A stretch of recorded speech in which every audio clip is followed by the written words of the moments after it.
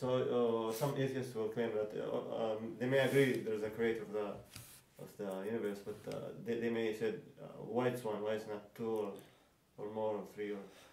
So that's a good question, because sometimes people ask that question, right? That's a good question because sometimes people ask that question, right? I hope the video picks up from here because that's a poor start.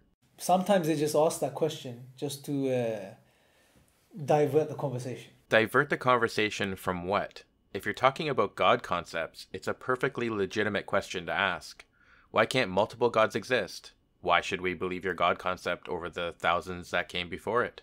What makes your God concept more believable than the competing concepts found in other religions practiced today?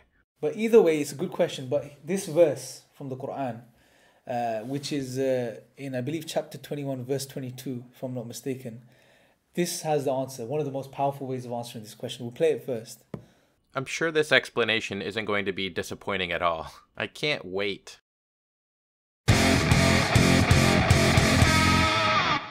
Alright, before we jump into the rest of the video, I just want to do a quick bit of housekeeping.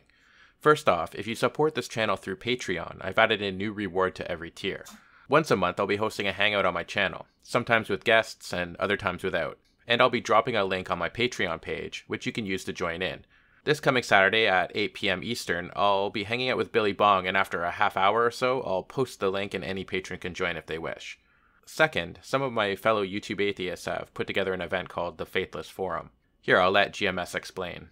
Hey guys, some YouTube friends and I have created the first ever atheist YouTube community run conference. It's called Faithless Forum and it's happening on April 7th at Dallas Children's Theater in Dallas, Texas. Wow, that's an unfortunate freeze frame. I was just going to ask that next time you film a little to the right. The background shot isn't quite barren enough for my liking. Alright, carry on. We're going to kick off at 1 p.m. Central with a talk from Anthony Magnabosco and follow it up with a street epistemology workshop. We'll also have a bunch of other speakers and panelists, including Thomas Westbrook of Holy Kool-Aid, Godless Engineer, Telltale Atheist, Prophet of Zod, and of course myself. So yeah, if that's something that interests you, I'll leave the link in the description box below.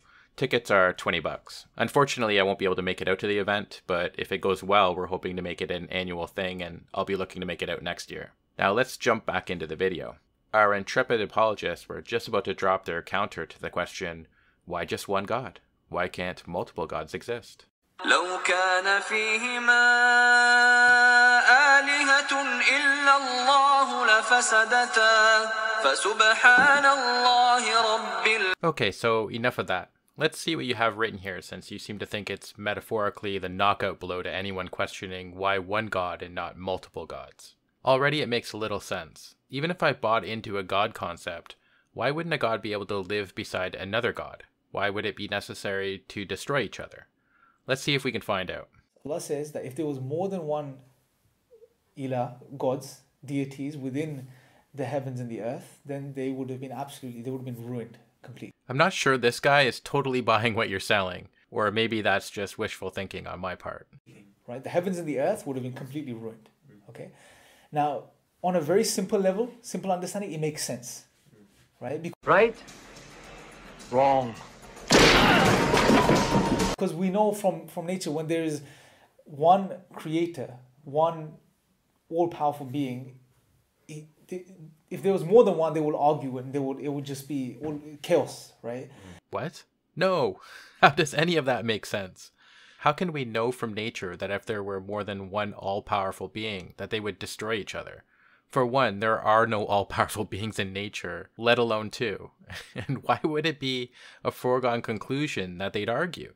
Besides the fact that two all-powerful beings would mean one of them at least isn't all-powerful. But leaving that aside for a second, why couldn't two very wise, very intelligent, very powerful beings live in close proximity to one another without arguing? But someone may argue now, if you present this, it makes sense on a very basic level as well. But if you would present this to someone, they may argue with you, well, I could give you many examples where, there is, for example, I'll ask you guys this. There is, for example, car designers, right? They will say that there's car design and there are many individual designers that are working on the project of one car. Now, one person is designing the wheels, one person is designing the chassis, one is designing the engine, and there's many people working together. They're all designers, but they're working together to make a car. And at the end, you have a beautiful product, which is a functioning car, right? Now, they ask, well, why can't this be the case? Well, yeah, if mere humans can do it, why couldn't two very powerful beings, especially if they could predict the outcome of a clash, and even more so if they valued life? I would presume that two beings so powerful that we would deem them gods could do an extraordinary amount of damage to our planet, our universe, and so on. Why can't loads of gods come together, work together, agree with each other, and there's more than one, and everything is in order, right? It doesn't have to be in chaos. It's flawed when it comes to the understanding of Allah subhanahu wa ta'ala, right? Very, very flawed. I tell you why. Because look, when we speak about Allah subhanahu wa ta'ala, we are talking about not only the all-powerful creator, we're talking about a being who has the ability, who can choose to do whatever he wills. His will is dominating, it's imposing, right? He is the one that imposes himself. Nothing can go against him. Nothing can overpower him, right? He has an imposing will, Allah subhanahu wa ta'ala, right? He's the one that's dominating. He's the one that's all powerful. He does what he wills. Okay? Understanding this, it's impossible to have more than one all-powerful creator. This being sounds very unpleasant. I'm not sure why you'd want to kneel to a being who imposes his will on less powerful beings, or who would abuse his power in such a way, but I guess that's what you believe. Ignoring the oxymoron of two all-powerful beings existing at the same time, let's just assume you know what you're talking about and two can exist. Even if this Allah were imposing, brutish, and filled with the need to force his will on everything around him, what makes you think that he would automatically best another being who is equally as powerful? I don't understand why you would immediately jump to the conclusion that Allah would be the victor. For the sake of argument, let's build a hypothetical situation where Allah is the most powerful God, but there are lesser gods who are very powerful but not able to challenge this mighty Allah. Why would a scenario like that necessarily lead to the most powerful god eliminating the lesser gods? Why couldn't they work together, like the lead car designer would work with the other specified designers in your car scenario? Hell, maybe this Allah might decide to build a celestial dictatorship, but even that wouldn't necessitate his destroying every other being powerful enough to be deemed a god. In no way does your reasoning make any sense. The fact that these other two men are just sitting there placidly nodding along to your nonsense blows my mind. Wake up, random YouTube props. Awaken and question the man shoveling a steady stream of bullcrap your way. I'll tell you why. Because when it comes to the example of the designers, car designers working together, their wills are compromised. They are compromised. They're not all powerful.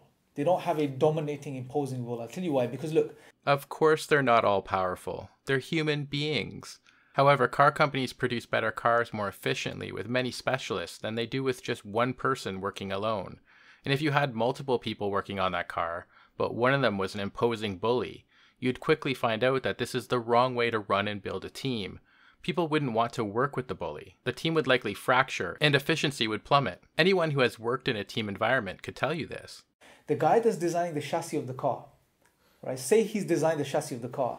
The guy that designs the wheel, he has to design the wheel a certain size for it to fit inside the certain size chassis, right? Oh, right, yeah. So if there's a wheel bay which is 18 inches, he has to design a wheel which would fit into that area. He can't design a wheel which is 20, 22, 23 inches.